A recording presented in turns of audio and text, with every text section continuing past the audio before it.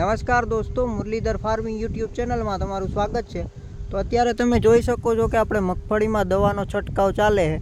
તો કઈ દવાનો છંટકાવ કરીએ છીએ એના વિશે આપણે આજે ડિટેલમાં વાત કરવાના છીએ।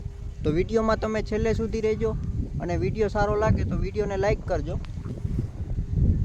તો અત્યારે તમે જોઈ શકો છો કે આપણે અત્યારે મગફળી છે એ 40 દિવસ જેવો સમયગાળો થઈ ગયો છે અને અત્યારે આપણે પહેલો ડોઝ કરીએ છીએ। વરસાદને કારણે થોડુંક આપણે લેટ થઈ ગયું છે 10 દિવસ। તો અત્યારે આપણે 3 પ્રકારની દવાનો છંટકાવ કરીએ છીએ। આ એક છે આપણે થાયોમેથોક્ઝામ કે જે અત્યારે આમાં કાળો જે ગળો આપણે જે મચ્છી કહીએ છીએ એ મચ્છી પણ દેખાય છે અને કોઈ નાના મોટો કોઈ ચૂસિયા જીવાત હોય તો થાયોમેથોક્ઝામ છે એ એક સારું કામ કરે છે। ખાલી જો તમારે મોલો મચ્છી હોય તો તમે ટાટાનું રોગડ પણ છાંટી શકો છો કે જેમાં ડાય મેથોડ આવે છે। એનું પણ રિઝલ્ટ 100% તમને મોલો મચ્છીમાં મળશે। પણ થાયોમેથોક્ઝામ છે એ ચૂસિયા જીવાત માટે પણ કામ કરે છે અને આનું થોડુંક રિઝલ્ટ છે થોડુંક લાંબો ટાઈમ ટકે એટલા માટે આપણે થાયોમેથોક્ઝામ છે એ છાંટીએ છીએ। NACL કંપનીનું ઇન્ડસ્ટ્રીનું છે આ। અને એની સાથે આપણે ઈયળ માટે ઇમામેક્ટિન બેન્ઝોએટ 1.9% EC આવે છે એનો છંટકાવ કરીએ છીએ। ઈયળનો આમ જોઈએ તો કાંઈ એટલો બધો દેખાતો નથી આમાં, પણ અત્યારે આપણે ડોઝ કરીએ છીએ એટલા બરાબર છે આપણે ઈયળનું પણ છાંટી દઈએ છીએ।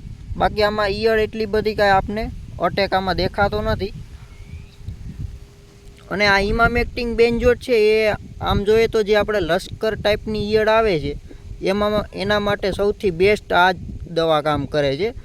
જે બીજી આપણે જે સિન્થેટિક ટાઈપની જે કોરાજન કે એ ટાઈપની આવે છે એમાં તમને રિઝલ્ટ તો સારું મળે છે, પણ જે લશ્કરી ઈયળ માટે છે એમાં તો તમારે ઇમામેક્ટિન બેન્ઝોએટ જ છે એ સારું કામ કરે છે।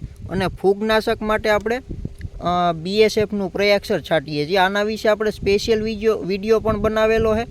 અને બીજું એ કે આપણે ક્યાં ફૂગનાશક છાંટવા એના માટે પણ આપણે વિડીયો બનાવેલો છે। હવે આપણે વાત કરીએ કે BSFનું પ્રયાક્ષર જ શા માટે આપણે છાંટીએ છીએ। ઘણા ખેડૂતોનો એવો પ્રશ્ન હતો કે પહેલા ડોઝ આપણે કરતા હોય તો પહેલા ડોઝમાં છે એવા હેવી ફૂગનાશક આપણે ના છાંટવા જોઈએ। તો એવું કાંઈ નથી કે તમારે મગફળીને હેવી ડોઝ થઈ જાય છે। હેવી ડોઝ ખાલી તમારા ખેડૂતો માટે આપણે કિંમતમાં થાય છે। બાકી મગફળીને તો તમે જેટલો સારા ફૂગનાશક છાંટશો એમ જ વધારે ફાયદો કરશે અને એમ જ તમારી મગફળીમાં છે એ સારું તમને રિઝલ્ટ જોવા મળે છે। હવે શા માટે આપણે પહેલા ડોઝમાં છે એ સારા ફૂગનાશકનો છંટકાવ કરવો જોઈએ।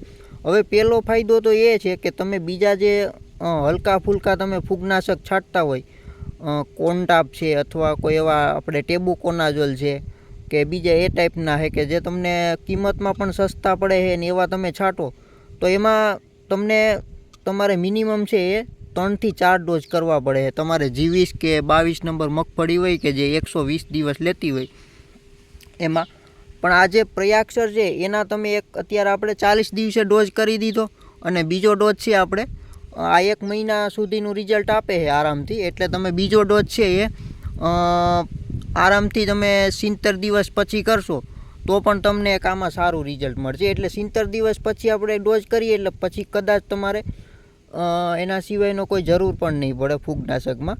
અને બીજું એ કે હવે આપણે વાત કરીએ કે આપણે પ્રયાક્ષર છે એ 2 વાર છાંટીએ તો પણ તમારે એક સારું રિઝલ્ટ મળશે। એનું કારણ છે કે હવે આપણી જે મગફળી છે હવે એ નોર્મલી છે 120 દિવસ સુધીનો સમય લે છે।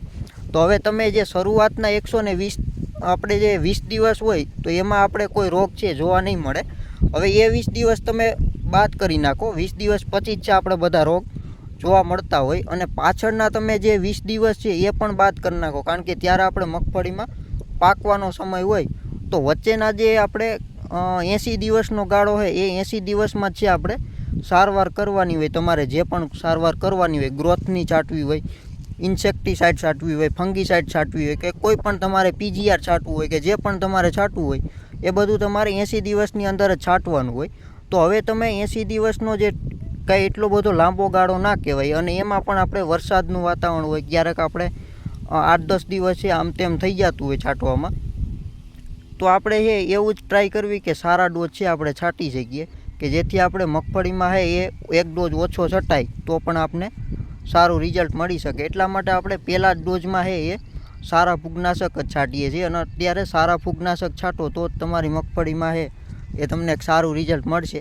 બાકી છે અત્યારે નાના મોટા ફૂગનાશકમાં છે એવું કાંઈ જોઈએ એવું રિઝલ્ટ નથી મળતું, અને આપણે ખોટા ખર્ચા પણ વધતા જાય છે. અને બીજું એ કે ઘણા ખેડૂત ભાઈઓનો એક સવાલ હતો કે પીજીઆર છે આપણે ક્યારે છાંટવું જોઈએ. આમ તો આપણે પીજીઆરનો એક વિડીયો પણ સ્પેશિયલ બનાવેલો હોય, પણ પીજીઆરનું તમને એમ કહી દો કે એક તો પેલું એ કે જે ખેડૂતો નિંદામણનાશક દવા છાંટે છે મગફળીમાં, તો એ ખેડૂતોને પીજીઆરનો ઉપયોગ ના કરવો જોઈએ. એનું કારણ છે કે તમે પીજીઆર પહેલાં તમે નિંદામણનાશક દવા છાંટો છો એટલે મગફળીનો ગ્રોથ છે એ અટકી જાય છે, અને પછી તમે પાછળથી પીજીઆરનો છંટકાવ કરો છો એટલે પાછો મગફળીનો ગ્રોથ રોકાય છે, એટલે વધારે મગફળીને એ સ્ટ્રેસમાં આવી જાય છે, અને એના કારણે તમને ઉત્પાદન છે ઘટી શકે છે. પીજીઆરનો ઉપયોગ ક્યારે કરવો જોઈએ તમારે, કે જ્યારે તમારી મગફળીનો છે એ એના સમય કરતાં ગ્રોથ વધારે હોય. અત્યારે આ મગફળી 40 દિવસની જે આપણે આમાં નિંદામણનાશક દવાનો છંટકાવ કરેલો છે, એટલે આમ જોઈએ તો અત્યારે 20ની જારી છે એટલે આ ગ્રોથ બરોબર કહેવાય. કારણ કે હવે મોટી જારી હોય આપણે 26 કે 28ની, તો તમે આમાં હજી આપણે આમાં થોડોક એનો ગ્રોથ છે ઘટે છે, એટલે આપણે આમાં પ્લાન્ટ પ્રમોટર છે છાંટવું પડે છે. પણ અત્યારે આ જે કન્ડિશન છે એમાં આપણે નથી પીજીઆરનો ઉપયોગ કરવો પડે એમ, કે નથી આપણે પ્લાન્ટ પ્રમોટર કે એટલે કે એની વધ કરવા માટે. અને અત્યારે આપણે આમાં જો વધારે વધ કરાવી હોય તો તમે 19-19નો છંટકાવ કરી શકો છો. અને આના પછી આપણે આ ડોઝ કર્યા પછી આપણે 10 કે 15 દિવસ પછી તમે 052-34 અને એની સાથે તમારે કોઈ પીજીઆરનો ઉપયોગ કરવો હોય, જેમ કે કલ્ટાનો તમે 60 દિવસે ઉપયોગ કરી શકો છો. ત્યારે તમે કલ્ટાનો ઉપયોગ છે કરશો તો તમને એક સારું રિઝલ્ટ મળશે. અત્યારે જો તમારે મગફળીમાં પીજીઆરનો ઉપયોગ કરવો હોય, તમારી મગફળી 35 દિવસની હોય, તો તમે પ્લાનોફિક્સ છે અથવા કોઈ ઓર્ગેનિક ટાઈપના જે એમિનો એસિડ આવે છે કે જિબ્રેલિક એસિડ આવે છે એનો પણ તમે ઉપયોગ કરી શકો છો. અને બીજું એ કે તમે ઘણા ખેડૂતોનો સવાલ હોય કે અત્યારે આપણામાં ખાતર છે એ ક્યાં નાખવા જોઈએ. તો અત્યારે જે તમે કોઈ પણ જે ખાતર નાખો છો કે આપણે 20-20-0 છે, NPK છે કે DAP છે, તો એ ખાતર કરતાં તમે વોટર સોલ્યુબલ ખાતરનો ઉપયોગ કરો, જેમ કે 19-19 ખાતર છે, 052-34 છે, પછી તમે છેલ્લે તમે 00-50નો ઉપયોગ કરી શકો છો, 012-61નો ઉપયોગ કરી શકો છો.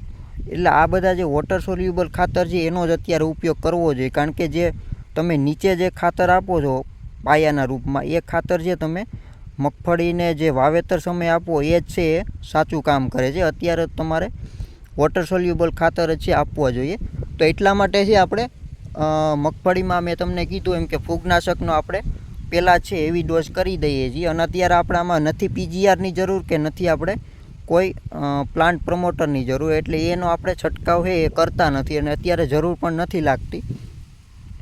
તો આ વિડીયો તમને સારો લાગે તો લાઈક કરજો અને ચેનલને સબસ્ક્રાઈબ કરજો. તો મળશું નવા વિડીયો સાથે. ત્યાં સુધી રજા આપો. ધન્યવાદ.